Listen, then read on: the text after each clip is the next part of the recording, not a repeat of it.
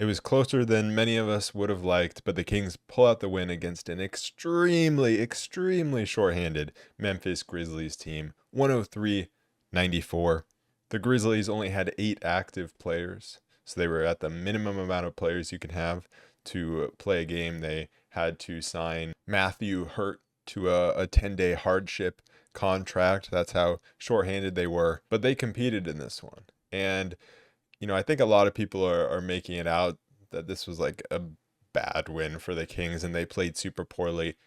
I don't even think that's necessarily the case. Like, for the most part, this game was fine for the Kings. Like, this is a fine win. Sometimes you have to pull out these wins against worse opposition when they're just shooting better than you, and the Kings were able to do that. And for the most part, I thought the Kings played well, especially after the first quarter. And I thought even in the first quarter, most guys were still playing well, other than shooting the basketball, which we couldn't make a 3-point shot. While editing this, I realized I don't think I mentioned Mike Brown's challenge. So because I have to comment on it. Challenging something 50 seconds into the game and then losing it. Just Mike Brown is the worst coach in the NBA when it comes to challenges. And I really think they would improve if they hired me. Like, I'm not even kidding. I think I would be an improvement in terms of challenges. So, Kings, if you hear this, hit me up. I'm willing to do it. I'm willing to take the job. But I think the two guys that played extremely poorly and are extremely important to how this team plays are De'Aaron Fox and Malik Monk. And those two guys, they kind of just set the tone as the ball handlers. And the thing is, I feel like they both have very similar personalities and just the way they play the game. And sometimes that can not be a great thing. They kind of do it in different ways. Like Fox, just coming out looking way too relaxed and turning the ball over. And Malik Monk also coming out just making horrible plays, turning the ball over. And those two guys just not playing well. De'Aaron Fox had a awful defensive game. He was just like, that first quarter, there were so many times where it was like good team defense, except for Fox. And Fox was the guy who, just makes the mistake leading to the bucket. That was some of the worst defense I've seen him play in a long time. His effort on the glass was horrible. He was just getting blown by, and he was not making up for it on the offensive end. And it just feels like Fox just wasn't taking this game as seriously as he should. And like right out the bat, it was just so predictable. The Kings 2 turnovers just right off the bat, and then the Grizzlies going to the rim way too easily. And I think when you give any team confidence early on, especially a team as shorthanded as the Grizzlies with a bunch of young guys who normally don't play, like, you're giving them the confidence that they can play with you, then that's just a bad thing to do early on, because you saw the confidence. Like, I truly believe in, team momentum like that. Everyone's seeing, it's going the Grizzlies' way, guys coming off the bench, hitting shots. Obviously, Santi Aldama was hitting shots in the first half. And obviously, for some of it, it's like, what are you going to do when Santi Aldama's hitting a deep 3, when Hurt's hitting, a step back corner 3, when was it maybe Pippen or Gilliard or someone hitting that crazy 3 at the end of the quarter? Like, what are you going to do about that? And what are you going to do about Harrison Barnes missing a million wide open catch and shoot threes? Like, there's not much you can do about it, but it's just about the way they came out in the first few minutes. That was the part that I didn't like. It just felt like they had to be woken up after the first few minutes, and I think it starts with De'Aaron Fox, and it felt like he just wasn't awake. And then Malik Monk coming off the bench, just very similar. He's been not great for a few games now, just not making smart decisions with the basketball. And my thought coming into this game was the Kings win if they do 2 things. That's not turn the ball over, and it's rebound the basketball well. And they rebounded super well thanks to this guy, Domantas Sabonis, with 26 rebounds. That's great. You have 51 rebounds to their 37. Great. And that's even with missing a whole bunch of threes. but it's just the turnovers that was not good. And early on, just not putting enough pressure on the Memphis Grizzlies ball handlers. I mean, they're starting Scottie Pippen Jr. at the point guard, and it just felt like every time the Kings would put any pressure on a Grizzlies player with the ball, it felt like it was getting knocked away, it was getting bobbled, bad passes. So when they put pressure on, the Grizzlies were cracking, and they had, 14 turnovers of their own, but just very early on, I don't think the Kings did that well enough. And so that just let the Grizzlies get out to a big lead. But after that first quarter, the Kings played pretty well the rest of the game. And the only reason that they didn't win bigger is just they kept missing wide open three after wide open three. But they won this game with their defense after that first quarter. They allowed 33 points in the first, and then it was 17, 21, and 23 for the 3 quarters after that. If they just come out just locked in and attention to detail in that first quarter right away, yeah, maybe the Grizzlies still come out with the lead after the first quarter because they're making shots and the Kings weren't, but it's probably not a 15-point lead. And then if you just do what you did the rest of the game, then this is probably a 20-point blowout. Instead, they had to make it a little more difficult on themselves, but they were able to correct. And, I was never really worried about losing this game, but it just would have been nice to not have it come down the stretch as a close game.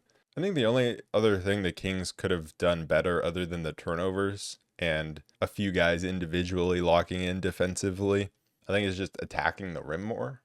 I mean, you look at the free throw numbers, De'Aaron Fox was the only guy that shot free throws. And I mean, I didn't have a problem with the way this game was officiated.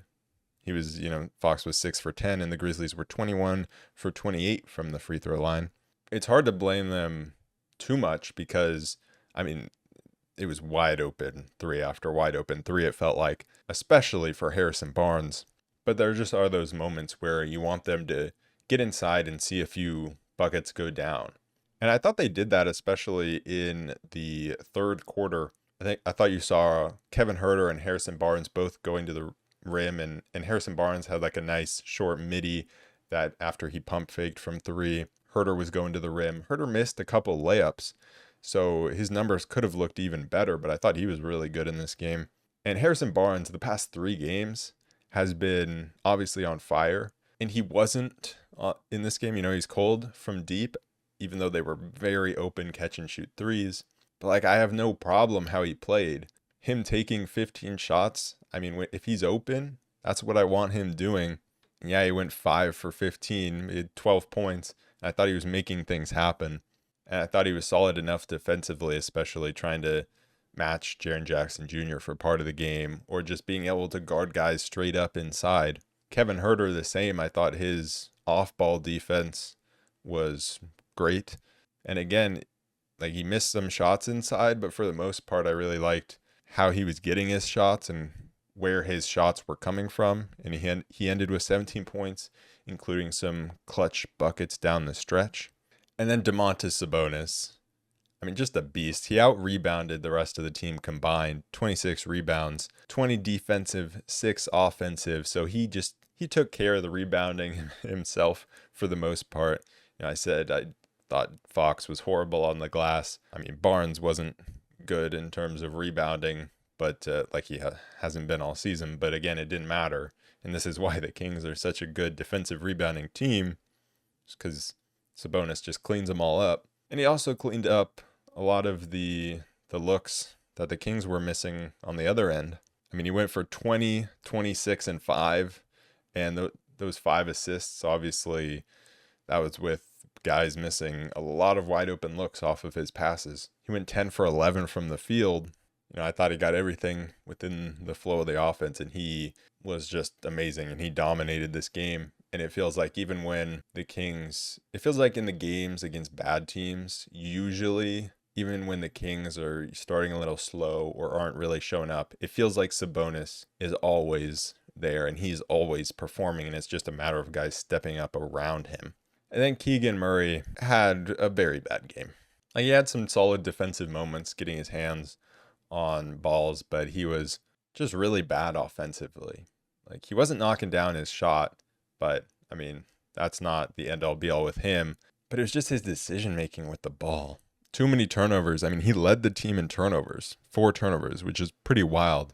Just with how little he tries to create compared to guys like Fox or Monk or Sabonis. How is he leading the team in turnovers? I mean, there were so many unforced turnovers for the Kings as a whole in this game. Just bad passes. I mean, the amount of cross-court passes that this team throws, not just in this game, but just in general, that are just worthless cross-court passes where you're getting nowhere, even if it makes it to the intended target.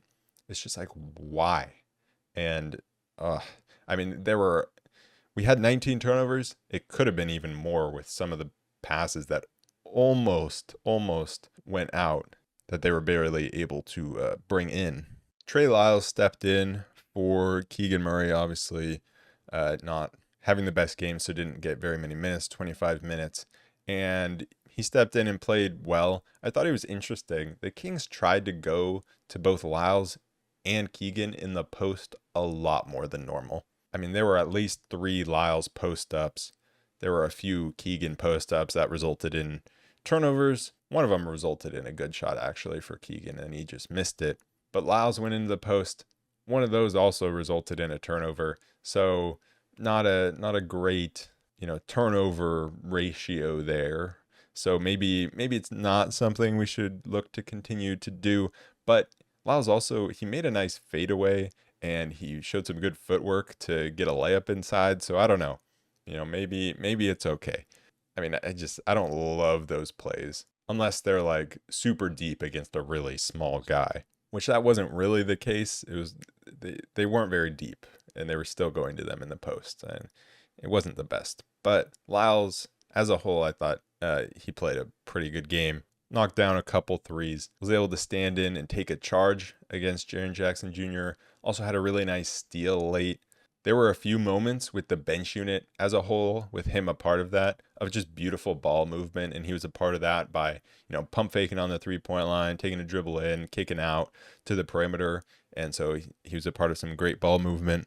And that's what we need to see from the bench, especially against, a team that's not great, is that ball movement. Because there were still moments of Monk just over dribbling, especially at the start of the fourth quarter. It's always the start of the fourth quarter with him, just over dribbling. And we just need to continue to move the ball with the bench. Because I thought the bench was solid other than Monk. JaVale McGee, he had a bit of a rough first half. He definitely cannot guard Jaren Jackson Jr. We learned that. So no more of that. But, he was contributing offensively. He was contributing on the glass. Had some moments like a 3 in the key defensively, a bad loose ball foul. But he was better in the second half. But just, more chaos from him. I'm a very outspoken Alex Len supporter, so I just don't really understand what he did to earn the minutes over Alex Len, but, he wasn't bad in this one. I thought Davion came in and gave some solid minutes. The one play that I loved the most was when he caught the ball and the Grizzlies defense was in rotation and he just made an immediate decision, no hesitation, straight to the basket, kicked out to Monk for 3. Monk missed the shot, but still a great play from Davion. He also had some really nice steals. I thought he should have gotten a charge call on David Roddy, made a 3. I mean, there were also some not great moments. Some turnovers, but who didn't have turnovers in this one? But in the fourth quarter, Malik Monk had that moment where I think it was a 3-on-2 fast break, and he goes behind the back and then tries to dish off a pass and turns it over. And he immediately got pulled after that. Because it's like, what are you doing? He also, before that, probably in the first or second quarter, sometime in the first half, tried to go through a guy's legs with a pass so unnecessarily. I mean, just the one-handed passes with him is just chaotic. I mean, just a horrible Malik Monk game. So I'm glad we didn't stick with him down the stretch because there were clearly other guys playing better. And Fox was good down the stretch.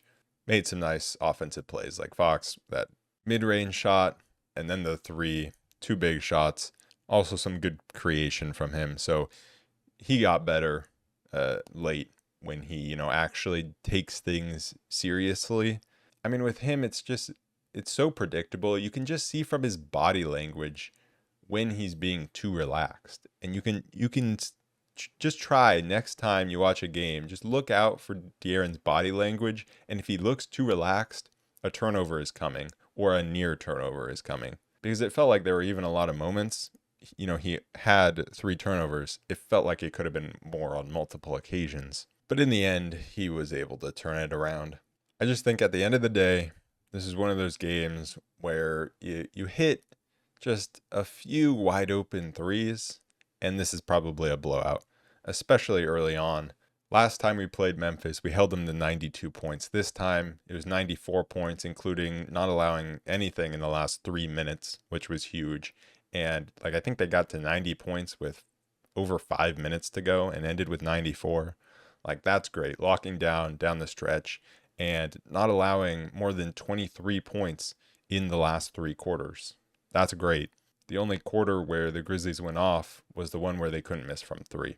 I just think it's a matter of a couple guys not being locked in against an inferior opponent that kind of can throw both sides of the ball out of whack, especially if they're turning the ball over. Fox and Monk aren't playing well and they aren't taking things as seriously. Or, really it's Fox, who I feel like just was not locked in. Malik Monk, I don't know. Sometimes he can just be like this.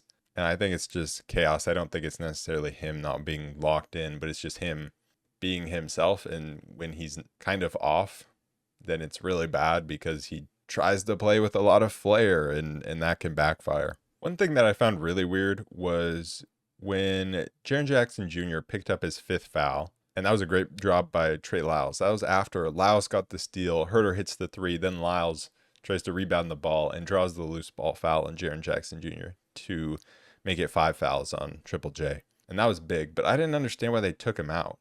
I mean, there's 4 minutes left. I think there was 3 minutes, 53 seconds or something like that. Why are they sitting him down? What are you saving him for? There's 4 minutes left. What, you want him to not foul out so he can for sure play the last minute of this game? That was very weird to me, but we'll take it. Barnes also had some clutch plays down the stretch. He had one play where he drove into the paint and kicked out for a big Lyles 3. And he just had a lot of moments of getting inside. And the Kings probably should have been doing that a little earlier. Triple J, he picked up his first personal foul with 30 seconds to go in the first half. When the Memphis Grizzlies only have 8 guys, you're kind of bailing them out by just shooting a bunch of threes, especially with a guy like Jaren Jackson Jr., who's very foul prone. He picked up 4 fouls in the second half. It just feels like they should have been attacking him more and trying to get him into that foul trouble. Also, one more thing on the Kings just not totally being locked in is just how many times they fouled 3-point shooters. It was at least 2, but I'm pretty sure it was 3. At one point on the broadcast, they said 2, but I'm pretty sure it was 3. Santi Aldama got fouled on at least 1, but I think it might have been 2. Scottie Pippen Jr., I believe, also got fouled on 1. Sabonis was the culprit on 1, just like he was against Luka last game. So that's not great. But outside of those moments, I mean, I thought the Kings were pretty good in terms of rotations and closing out to shooters. Apart from De'Aaron Fox, I was honestly a little excited to see this Grizzlies team, see G.G. Jackson, see this random guy, Matthew Hurt. Obviously, wasn't great when Hurt just came out and drained 2 tough threes. I'm like, oh, here we go. But I mean, the starting lineup for the Grizzlies is just hilarious, just looking at it. I mean, Jaren Jackson Jr., Santi Aldama, Xavier Tillman, and David Roddy all starting together.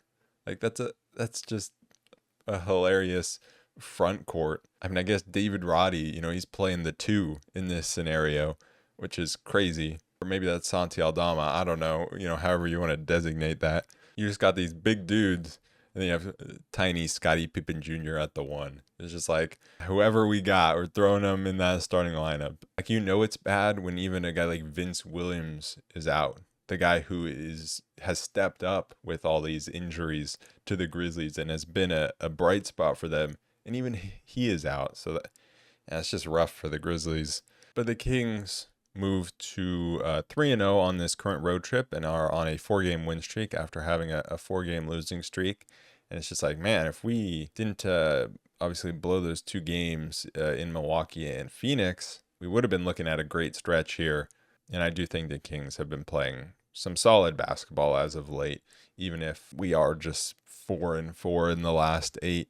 And it just really is down to Kevin Huerter and Harrison Barnes picking it up. I mean, I think that's the biggest thing. Them both shooting 15 times, them both shooting more field goals than Fox. I mean, I think that's a pretty good sign. Now, 4 more games on this road trip. It is Miami, who's lost 7 games in a row. And, hearing that, it should be like, great, they're playing poorly. But that's not how I feel going into that. It's like, oh my God, we have to play a team that's, hungry, that needs a win.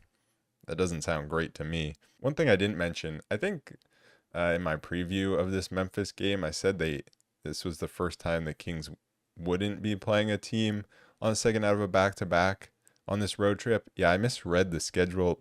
So all 3 games the Kings have played so far on this road trip, the other team has been on the second out of a back-to-back, which is pretty crazy. But after Miami, it's Indiana, Chicago, and Cleveland. So we get the Midwest trip. Starting off this road trip 3-0 is amazing. And, very winnable games coming up. I mean, Cleveland has been playing amazing. We just lost to a shorthanded Indiana, obviously.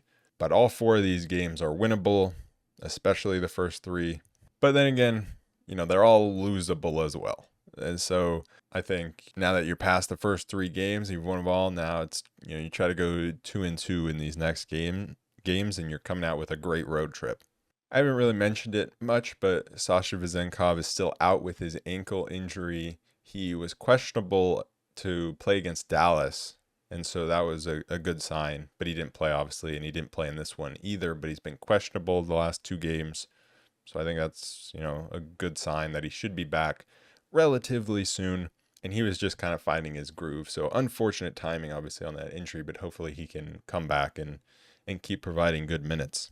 Also, it's a little too early to, be standings watching, especially with how crazy the West is and everything's constantly moving. But the Kings are creating a little separation from the plan, and a lot of teams below the Kings have been losing.